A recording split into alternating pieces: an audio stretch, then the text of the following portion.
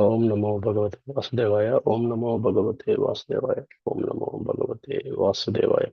So we are we are reading the we are reading about the 10th offense. The 10th offense is not to have a complete faith in chanting the holy names and to maintain material attachments even after understanding so many instructions on this matter. So you are talking about understanding what are the material attachments and how the material consciousness and bind us and obstruct the chanting. And the materialistic persons are very proud. They consider themselves of a lord. They are the ones doing the things on their own without Lord's mercy or Lord's hand in their life. So in that mentality, so they don't have a time for anything, and they think that everything is aham, like him. So that brings spiritual immaturity, and without knowing, people cannot get the taste of holy name. So reading, the materialistic person, however, completely misconceiving this burden, explains, that's me. When such a person hears about the glories of the holy name, it does not accept them. If he chants, then it's only as a mere social obligation or out of custom. In this way, he will never experience real pleasure in chanting and hearing the holy names. He is a hypocrite who chants the holy name disdainfully. Thus, being on the stage of Namabhasa, he will never attain prema, pure love of God. Maharaja Parikshit describes this materialistic mentality, which leads one around and around in materialistic activities, as follows. One may know that sinful activity is injurious for him because he actually sees that a criminal is punished by the government and rebuked by people in general, and because he hears from scriptures and learned scholars that one is thrown into hellish conditions in the next life for committing sinful acts. Nevertheless, in spite of such knowledge, one is forced to commit sins again and again even after performing acts of atonement. Therefore, what is the value of such atonement? For a materialistic person, this mentality to enjoy at all cost, all help comes too late in spite of instructions from others. Personal experience and combinations of both. This is illustrated by someone who is determined not to wake up and thus pretends to sleep. It is impossible to awaken him. Similarly, a person who wants to retain his materialistic mentality can only liberated with the great difficulty, and he will not able to taste the nectar of the holy name. Therefore, Srila Vishwanatha Chakravarti Thakura renders an alternative definition of the 10th offense. Do not feel pleasure in chanting the holy name even after having heard the glories of Sri Harinam. Nevertheless, there is a remedy. In such a situation, one should associate with personalities who have accepted the holy name and have attained the platform of Shuddha Bhakti, pure Bhakti.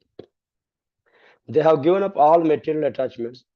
They worship Krishna's lotus feet in a humble state of mind, are always chanting his names. The offender should serve these persons with the intention to also forego his attachments.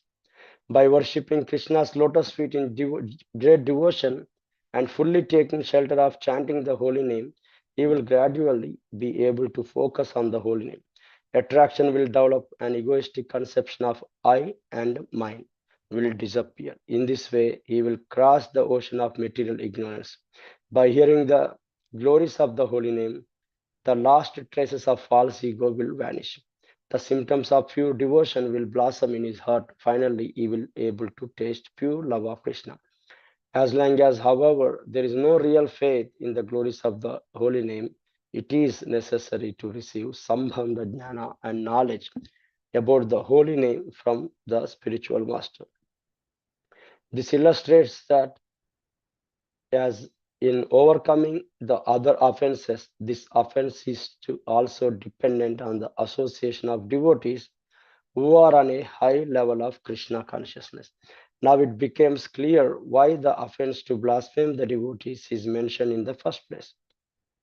All remedies but the other offenses strongly emphasize to approach devotees who do not commit these offenses, but who, in the contrary, are situated in the Shuddhanama, pure chanting of the holy name.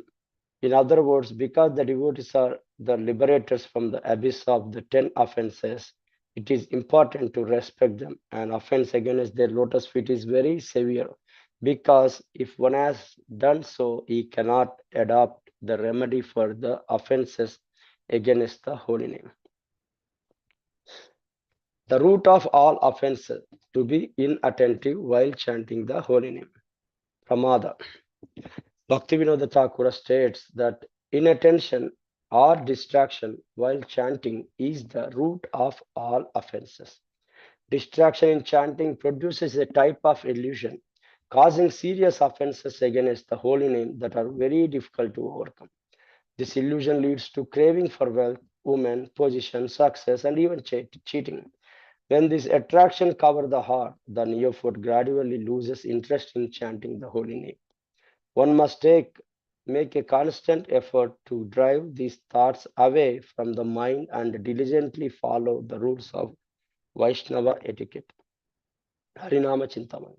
This offense is said to be the root of all the other offenses and anarthas. It is called pramada in Sanskrit. It means madness.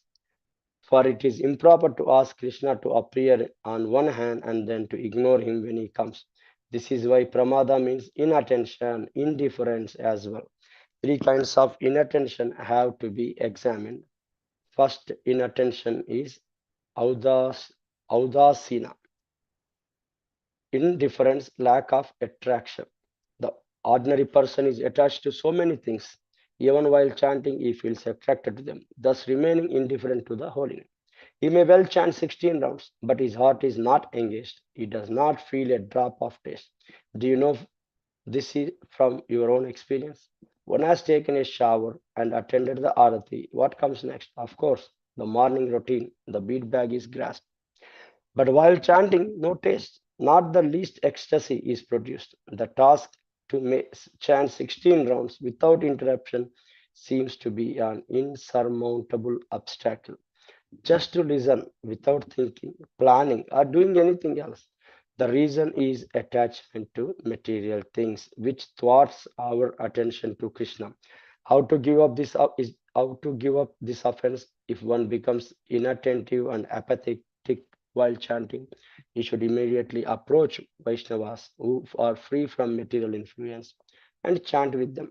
This helps to diminish one's attachment to material life. Inspired by the Vaishnava's behavior, one desires to give up this frailty.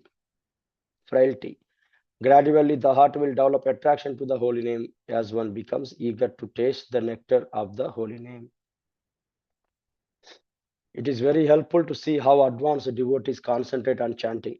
Whoever saw Srila Prabhupada chanting in pure love of God becomes so touched in the heart, then he wanted to chant in the same way. Advanced devotees recommend that we live and chant at a place where Krishna performed his pastime or near a tulsi plant or in the association of Vaishnavas. Visiting holy places of pilgrimage like Mayapura or Vrindavan is also important because of the spiritual atmosphere. These places provide more inspiration and strength for chanting. Another remedy is to carefully chant alone in a locker room. Srila Bhaktivinoda Thakur even recommends that inattentive chanting cover his eyes, ears, and nose to keep away any distraction and fully concentrate on the holy name.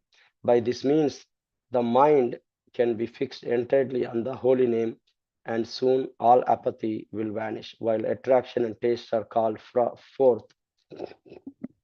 If you really have problem with chanting, then try it while driving as a passenger on the highway, for example. We'll stop here. So we, read about the 10th offense, not having complete faith in the chanting, even maintaining the material attachment, even after understanding so many instructions. So material attachments, how it bounds us. One of the example given is, we are in this world because we have taken a material body and material interest. Something like if a swimmer wants to swim in the ocean, he has to adapt to the situation. You'll use the swimsuit, which suit like it's like external senses, to make it happen.